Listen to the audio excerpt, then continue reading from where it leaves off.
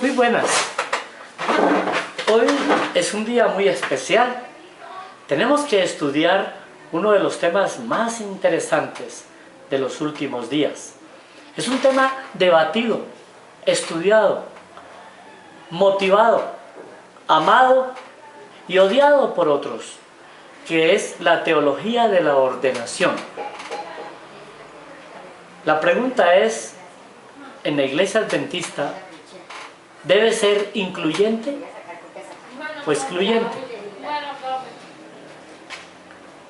¿Es una teología para hombres, para mujeres o para ambos? La Conferencia General nos ha motivado a estudiar este fascinoso, este maravilloso tema. Fascinante, maravilloso. Vamos a ver varias teologías incluidas dentro del marco de esa teología de la ordenación. En primer lugar, vamos a ver la teología de la cabeza. Porque hay quienes opinan que Jesús tiene una cabeza que es el Padre y que el hombre, su cabeza es Jesús, y que la mujer tiene una cabeza que es el hombre, basado en algunos textos, lógico, de las Escrituras, dados en circunstancias especiales.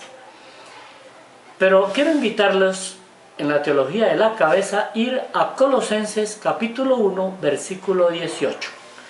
Hay muchos otros textos, pero este es clave.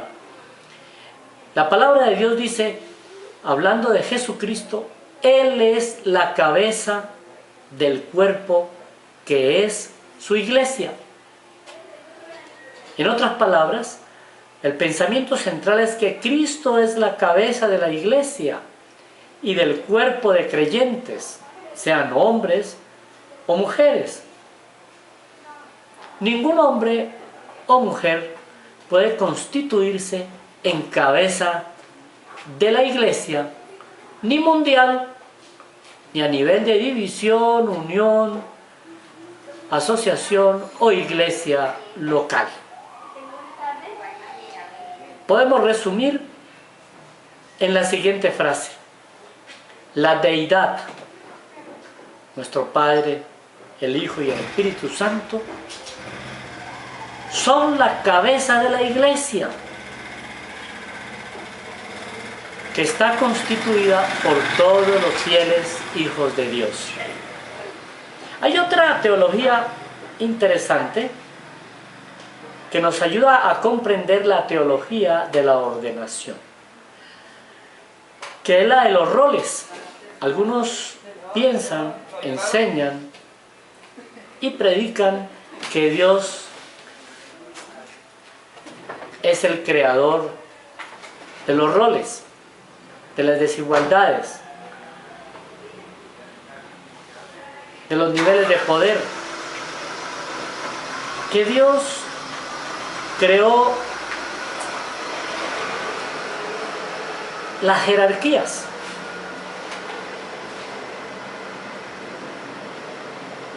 Pero mire lo que dice la palabra de Dios: el único rol unido a la sexualidad o al género creado por Dios, en Génesis capítulo 1, 17, es específico. A la mujer dijo, dice la palabra del Señor, darás a luz tus hijos. En otras palabras, el único rol dado por Dios al hombre y a la mujer, ligado a su sexualidad, a su género creado por Dios, es el rol de la procreación. Las maldiciones dadas por Dios en forma específica al hombre o a la mujer dejan de ser maldiciones y se convierten en bendiciones cuando la persona es redimida por el Señor, incluyendo la maldición a la mujer, que dependería absolutamente como una dependiente del hombre. Cuando es liberada por la sangre de Cristo, termina ese difícil momento para la mujer. Y respecto a los varones que Dios escogió para que fueran sus sacerdotes, sacerdocio que incluía el sacerdocio de la intercesión, el sacerdocio de la mayordomía, de la administración y liderazgo, el sacerdocio de la salud, eran los médicos, el sacerdocio de la enseñanza. Ese sacerdocio de hombres, varones, era símbolo de Cristo y fue clavado en la cruz por el varón de dolores experimentado en quebranto.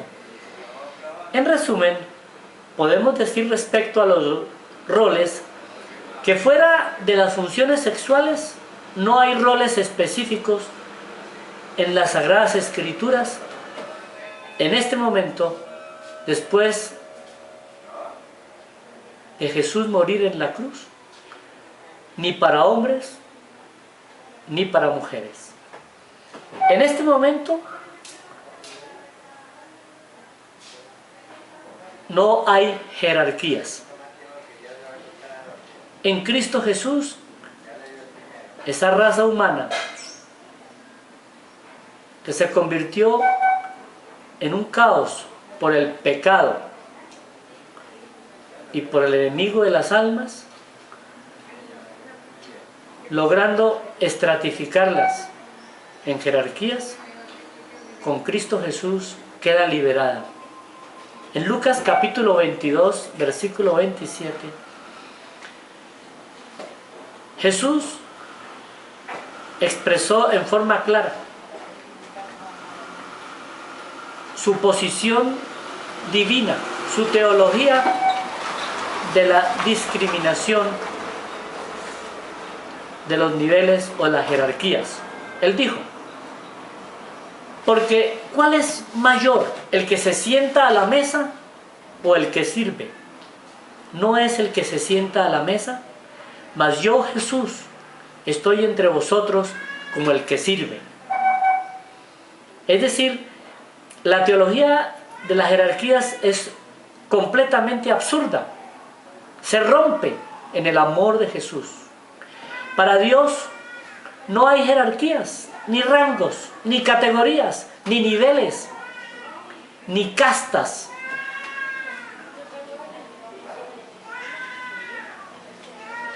Ni tampoco hay desigualdades sociales. Dios prioriza, jerarquiza, si por algo quieren aquellos que les gusten las jerarquías, jerarquiza el amor, el servicio y la unión en la diversidad. Satanás y el pecado originan la lucha de clases, las jerarquías y las desigualdades. Podemos decir entonces que para Dios, en forma resumida, no hay ni rangos, ni categorías, ni niveles, ni castas, ni desigualdades,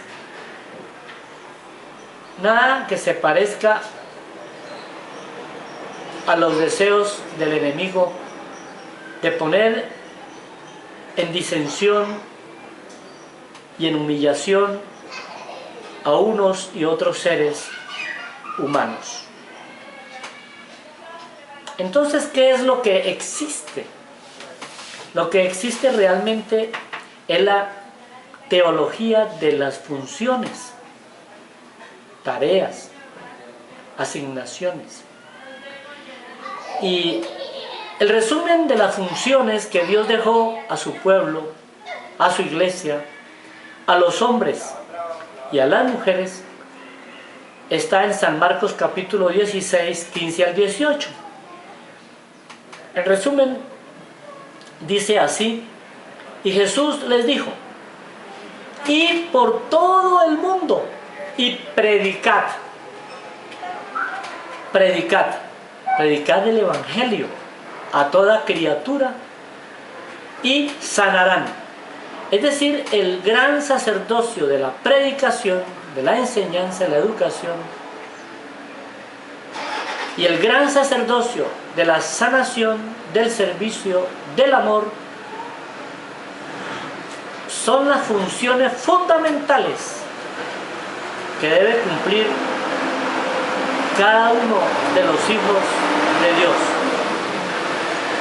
Las funciones y tareas dadas por Dios a su iglesia son entonces,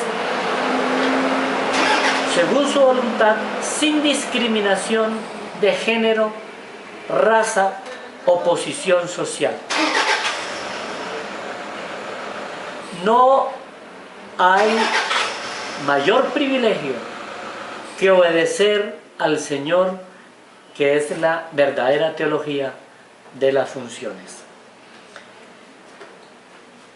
Y alguien preguntará, bueno, y hábleme de la teología del sacerdocio. Bueno, en forma resumida, en Apocalipsis 1, 5 al 6, Jesucristo, que según Hebreos y según la profecía, se constituiría y se constituyó en el sumo sacerdote verdadero. Él mismo, dice la palabra de Dios, Apocalipsis 1, 5 al 6, Jesucristo nos hizo reyes y sacerdotes. Es decir, en Jesucristo el Todopoderoso, versículo 8, el sumo sacerdote, Hebreos 4, capítulos 5, 6, 7, 8, 9 y 10 de Hebreos, se constituyó en sumo sacerdote. Él constituyó en sacerdotes a todo su pueblo. Vosotros sois real sacerdocio, o un reino de sacerdotes. Y esto fue maravillosamente cumplido en su propia persona y en cada uno de sus hijos en el bautismo, y clavó para siempre en la cruz el sacerdocio de varones levítico, antiguo, símbolo del varón de dolores. El nuevo sacerdocio de Jesucristo, entonces, en resumen, involucra el sacerdocio de todos los creyentes. Bueno, ¿y qué sacerdocio? Pues es el sacerdocio de la enseñanza, de la educación, de la predicación, es decir, de la teología, de la salvación, y el sacerdocio del testimonio, que es el servicio, el amor, la salud, la vida familiar, la vida social del cristiano. Ese es el sacerdocio que todavía debe estar funcionando, y lo dirigen todos sus creyentes, acompañando a Jesucristo en el lugar santísimo del santuario celestial, donde ejerce como sumo sacerdote su parte en la expiación y el perdón de los pecados. Bueno, ¿y qué tiene que ver entonces la teología de la salvación? Apocalipsis 5, 9 al 10, con la teología de la ordenación. Pues algo maravilloso. Miren lo que dice Apocalipsis 5, 9 al 10.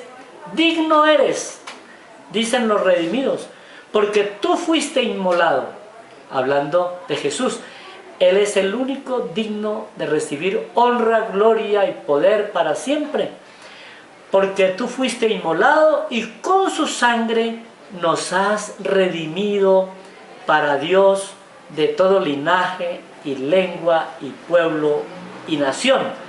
Es decir, la redención en el canto de los redimidos es la alegría más importante, más maravillosa, la salvación dada a todos los hombres.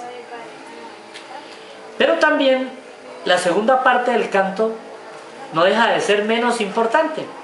Dice, y nos has hecho para nuestro Dios reyes y sacerdotes, sin discriminación. La misma sangre que fue derramada por los hombres, varones, es la misma sangre derramada por las santas mujeres del Señor. En resumen, todos los seres humanos, hombres y mujeres santos, fueron redimidos con la misma sangre y obtienen la misma redención, la misma bendición para siempre, y no pueden ser discriminados. Ahora hay otra parte importante. ¿Hace Dios acepción de personas? Veamos la teología adventista de la no discriminación. En Efesios capítulo 6, versículo 9, dice el Señor, y vosotros, amos, es decir, los que se creen, los que gobiernan, haced con ellos lo mismo, dejando las amenazas, sabiendo que el Señor de ellos y vuestro Señor está en los cielos y que para Él no hay acepción de personas. Es más, la acepción de personas para Dios, que hagamos cualquiera de los seres humanos dentro de su pueblo, es discriminación y es un grave pecado y violación de los 10 mandamientos de la ley divina. Santiago capítulo 2 versículo 9 lo confirma. Él tiene un pueblo para cumplir su gran comisión por medio de diferentes funciones, sin desigualdades, sin castas, sin jerarquías, sin niveles de poder, sin clases sociales. Él tiene un pueblo santo apartado para el amor en buenas obras.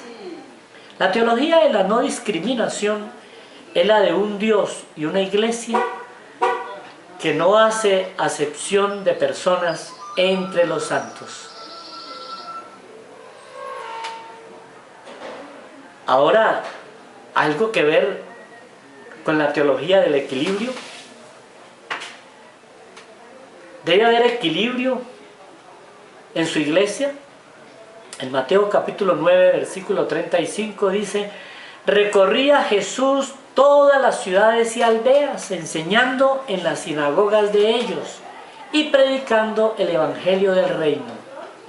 Enseñando y predicando, es decir, compartiendo la teología de la salvación.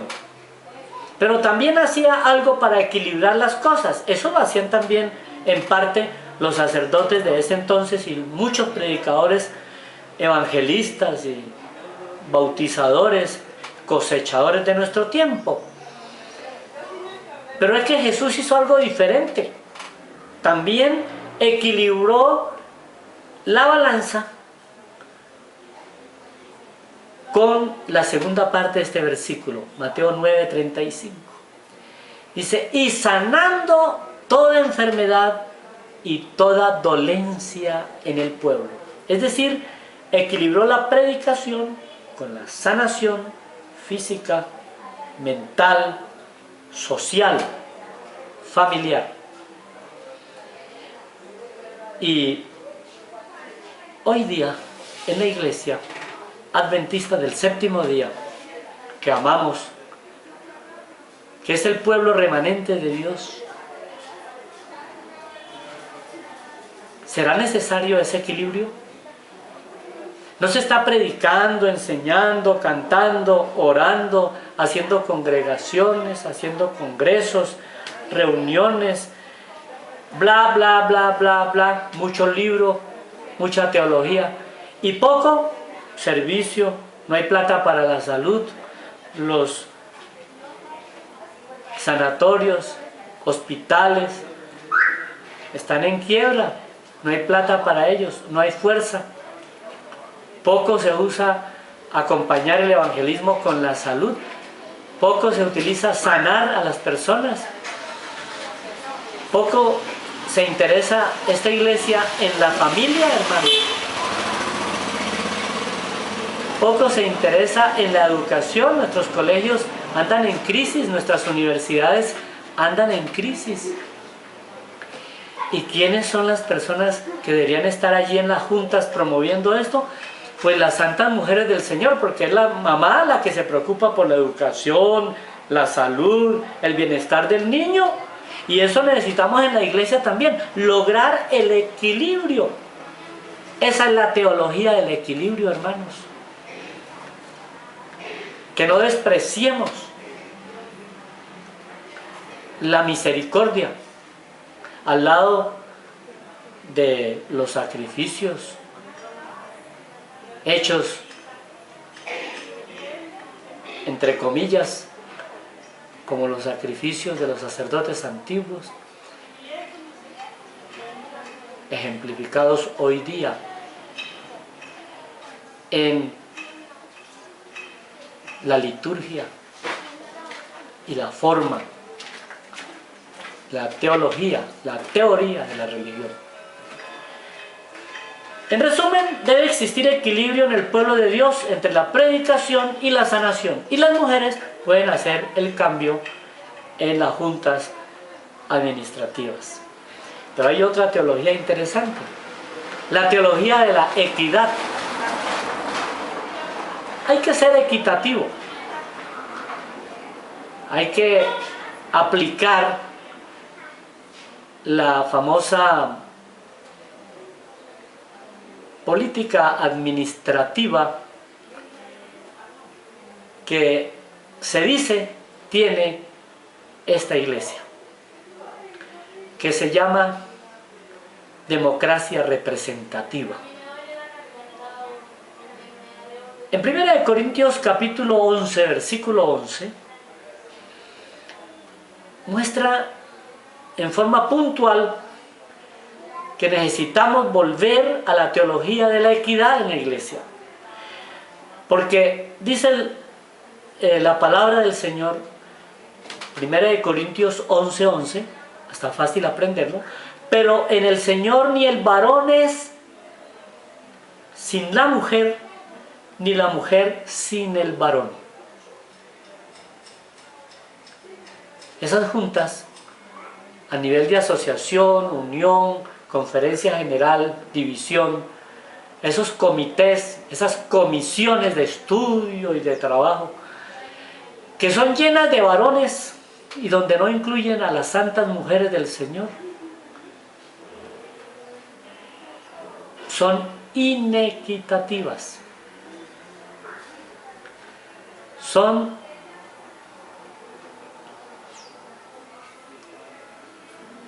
reuniones sin la participación de la mayoría de los miembros de la iglesia adventista, que son las santas mujeres. La razón lo dice el versículo, porque así como la mujer procede del varón, también el varón nace ¿de qué? De la mujer. Pero todo procede ¿de quién? De Dios. 1 Corintios 11, 11. Dios muestra su equidad desde la creación, la redención, y aún en el juicio final habrá equidad. En su ministerio, Jesús no discriminó a ninguno de sus hijos, ni por edad, a los niños, ni por raza, judíos o griegos,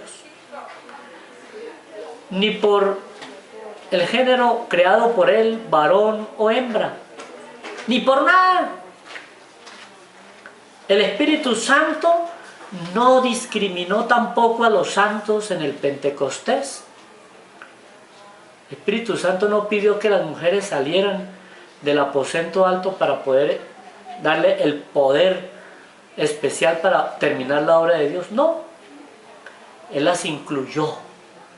Es decir, la teología de la ordenación debe incluir, no excluir a ninguno de los santos hombres de Dios ni a ninguna de las santas mujeres del Señor. En resumen, sobre la equidad en la iglesia, en todos sus estamentos debe existir la representación equitativa de los santos hombres de Dios y las santas mujeres de Dios, que son la mayoría en la iglesia del Señor. ¿Y qué decimos de la teología de la mayordomía? Tiene que ver con la teología de la ordenación. Génesis capítulo 1, versículo 28. Dios, en forma sencilla, clara, específica y contundente, les dio una orden administrativa. Génesis 1, 28 dice: y los bendijo Dios, a ambos, al hombre y la mujer. Y les dijo al hombre y la mujer: fructificad y multiplicaos, llenad la tierra y sojuzgadla, es decir, administradla, liderar en el beneficio, su desarrollo, su estabilidad. La mayordomía es el ejercicio actual, tanto personal como colectivo, del sacerdocio, de la administración y el liderazgo, que ejerce el pueblo de Dios. Todo hijo de Dios debe ser un buen mayordomo de su cuerpo, de su espíritu, de su familia, de la iglesia del Señor. Todos, incluyendo hombres o mujeres. Es incluyente, no es excluyente. En resumen, el sacerdocio de la administración y del liderazgo, que constituyen la mayordomía de Dios, debe estar conforme a los dones del Espíritu Santo y no según el sexo, la edad, el origen étnico, la raza o nivel social. ¿Y qué decimos de la teología del ungimiento? Tiene que ver con la ordenación, claro. La ordenación es hecha por hombres, imposición de manos, pero el ungimiento, ¿quién lo hace? El ungimiento de los hijos de Dios. En segunda de Corintios 1, 21. Dice la palabra de Dios: y el que nos confirma con vosotros en Cristo, y el que nos ungió es Dios. Es decir, la teos o teología o logos, conocimiento del ungimiento, se resume en este versículo: el que nos ungió es Dios. La deidad, hermanos. ¿Por medio de quién?